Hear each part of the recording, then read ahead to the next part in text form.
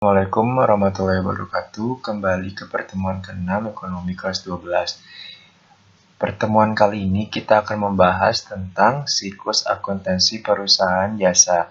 Karena minggu-minggu kemarin kita telah mempelajari dan membahas tentang persamaan dasar akuntansi dimulai dari tabel persamaan dasar akuntansi hingga perubahan modal.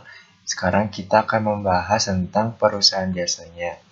Nah, di siklus akuntansi perusahaan jasa itu ada beberapa bagian. Yang pertama, transaksi, bukti transaksi, jurnal, buku besar, neraca saldo, ayat jurnal penyesuaian, kertas kerja, hingga laporan keuangan. Nah, yang pertama, transaksi. Transaksi itu seperti adanya penjualan atau pembelian. Itu disebut dengan transaksi. Misalkan membeli A atau menjual B, itu namanya transaksi. Nah, kalau misalkan kita menjual atau membeli, pasti kan ada bukti transaksinya seperti kwitansi, nota, faktur, bukti kas masuk, bukti kas keluar. Nah, itu kan disebutnya bukti transaksi. Nah, setelah ada penjualan atau pembelian, terus ada bukti transaksinya.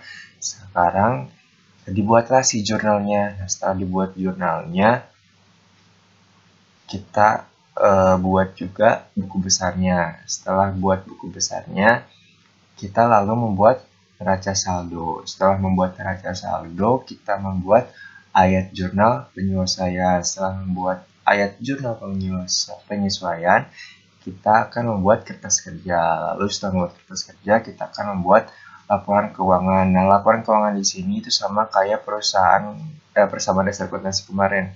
Jadi kayak misalkan ada laporan laba rugi, laporan perubahan modal, lalu ada nanti jurnal penutup, terus ada nanti kalau dibutuhkan ada jurnal khusus juga. Jadi si siklus akuntansi perusahaan jasa ini dimulai dari transaksi hingga laporan keuangan itu harus berurutan, harus sistematis. Nggak boleh misalkan dikerjakan dulu buku besar dulu baru jurnal, terus dari jurnal ke neraca saldo, dari neraca saldo ke kertas kerja. Nah, nggak bisa. Jadi kalau misalkan siklus akuntansi perusahaan jasa dimulai dari transaksi, bukti transaksi, jurnal, buku besar, neraca saldo, ayat jurnal penyesuaian, kertas kerja, hingga laporan keuangan. Nah, sebelumnya, jadi nanti si jurnal, buku besar, neraca saldo, ayat jurnal penyesuaian, hingga kertas kerja itu kita bahas satu-satu ya. Jadi nggak akan mungkin disekaligusin, gitu, biar kalian nggak pusing. Nah, untuk sekarang, ciri-ciri perusahaan jasa yang pertama, kegiatan usahanya memberikan pelayanan jasa bagi pelanggan dengan menerima berbalas jasa. Kedua, pembelian barang yang dilakukan oleh perusahaan tidak diolah atau dijual kembali, tetapi digunakan untuk memberikan pelayanan bagi pelanggan. Ketiga, pendapatan diperolehnya berasal dari penjualan jasa. Keempat, laba yang diperoleh perusahaan jasa berasal dari pendapatan jasa dikurangi dengan beban-beban yang telah dikeluarkan. Jadi si perusahaan jasa ini hanya menjual jasa, bukan menjual barang ya. Jadi segala sesuatu pendapatan itu didapatkan dari penjualan jasa. Kalau kemarin itu kan dari bengkel atau misalkan dari salon. Nah, itu murni dari pendapatan dari hasil jasa. Nah, sama seperti yang dengan persamaan dasar akuntansi, di poin 4 itu laba yang diperoleh perusahaan jasa berasal dari pendapatan jasa dikurangi dengan beban. Jadi setiap laba rugi itu perhitungannya pendapatan dikurangi dengan beban. Jadi ciri-ciri perusahaan jasa itu seperti yang tadi saya sebutkan atau paparkan. Lalu jenis-jenis transaksi yang di sini ada dua. Yang pertama transaksi internal dan yang kedua transaksi eksternal. Kalau transaksi internal merupakan transaksi yang sepenuhnya terjadi perusahaan seperti pemakaian perlengkapan. Nah, kalau misalkan transaksi internal ini seperti pembelian atau penjualan yang dilakukan oleh perusahaan itu sendiri gitu, tidak melibatkan perusahaan orang lain. Kalau misalkan membeli perlengkapan, memberi peralatan untuk keperluan perusahaannya itu menggunakan transaksi internal. Kalau misalkan transaksi eksternal, itu transaksi yang terjadi antara pihak internal dengan pihak eksternal. Misalkan perusahaan A bekerja sama atau membeli dari perusahaan B. Perusahaan B bekerja sama atau membeli dari perusahaan C. Itu menggunakan transaksi eksternal. Nah, kalau misalkan transaksi internal itu biasanya penggunaannya bukti kas masuk sama bukti kas keluar aja. Ya.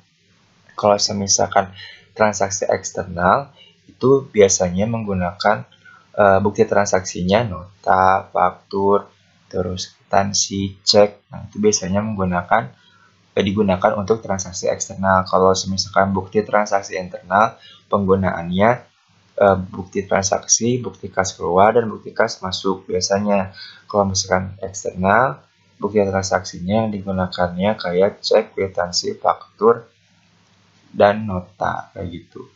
Nah, sekarang bukti transaksi nih, contoh-contohnya ada cek, terus ada nota. Nah, kalau cek sebelah kiri, nota sebelah kanan. Kalau misalkan tampilannya kayak yang kalian lihat. Terus ada kwitansi, ada faktur. Nah, khusus kalau misalkan faktur, jadi nanti kalau misalkan di soalnya ada kata-kata faktur, menerima faktur, misalkan transaksi A membeli sebuah perlengkapan dengan faktur, nah berarti itu pembeliannya secara utang ya. Jadi nanti kalau misalkan di soalnya ada semacam kata-kata faktur, itu secara tidak langsung menyebutkan bahwa pembelian tersebut secara utang. Jadi berhutang kayak gitu. Kalau misalkan kwitansi, cek ataupun nota itu biasanya langsung kontan tunai pembeliannya. Kalau misalkan faktur itu pembeliannya secara kredit ataupun secara utang. Ya, terus nih contoh pengelompokan akun nih. Kalau misalkan contoh pengelompokan akun sama kayak persamaan dasar akuntansi ya, ada HUM, PB, harta, utang, modal, pendapatan sama beban. Jadi kalau misalkan persamaan dasar akuntansi sama siklus akuntansi perusahaan jasa itu sama aja akunnya, cuman di persamaan dasar akuntansi kan nggak ada kode akunnya ya. Kalau misalkan di siklus akuntansi perusahaan jasa itu ada kodenya. Jadi misalkan ini pengkodean akun 100 kas atau aset gitu ya. Ini mohon maaf aset harusnya. Terus 200 itu kewajiban atau utang, 300 itu modal, 400 itu pendapatan, 500 itu beban. Jadi si 100, 200, 300, 400, 500 itu merupakan kode akun utamanya. Jadi kalau misalkan nanti ketemu kayak nomor referensi akun, yaitu pasti kalau 1 itu harta, 2 itu utang, 3 itu modal, 4 itu pendapatan, 5 itu beban. Jadi kalau misalkan pengelompokan akun itu sama aja ya, kayak misalkan aset kan, kalian kemarin ada aset lancar, kas, piutang, persediaan, pelengkapan, biaya dibayar di muka, terus aset tidak lancar, investasi, tanah, bangunan, mesin, peralatan, goodwill, hak cipta, dan hak paten. Jadi pengelompokannya sama aja, sama persamaan dasar akuntansi kayak gitu. Nah, terus ini nih, contoh pengkodean akun. Nah, kan kalau misalkan nanti kan di perusahaan jasa itu ada nomor referensi. Nah, nomor referensi itu sama dengan pengkodean akun. Nah, kalau misalkan ada 111 itu artinya kas ya. Kenapa kas? Jadi satu yang paling pertama itu diartikan sebagai harta, satu yang berikutnya itu diartikan sebagai aset lancar, dan satu berikutnya itu sebagai kasnya. Jadi satu yang pertama itu sebagai harta, satu yang di tengah itu sebagai aset lancarnya, satu yang di sini yang terakhir itu sebagai kas. Jadi 111 itu harta lancar, kas. Jadi gitu pengelompokannya. Tapi nanti kalau misalkan aslinya nanti pasti dikasih nomor referensinya. Jadi kalian tinggal salin aja biasanya nomor referensinya. Jadi kalau misalkan ada pengerjaan soal, nanti kalian lihat nomor pengkodean akun sama nomor referensi atau nomor referensinya, kalian tinggal lihat aja gitu. Ya, untuk materi kali ini cukup aja penjelasan singkat dulu mengenai siklus akuntansi perusahaan jasa. Untuk minggu depan kita akan mulai mempelajari tentang jurnal umum dari siklus akuntansi perusahaan jasa. Sekian, wabillahi taufiq wal hidayah. Wassalamualaikum warahmatullahi wabarakatuh.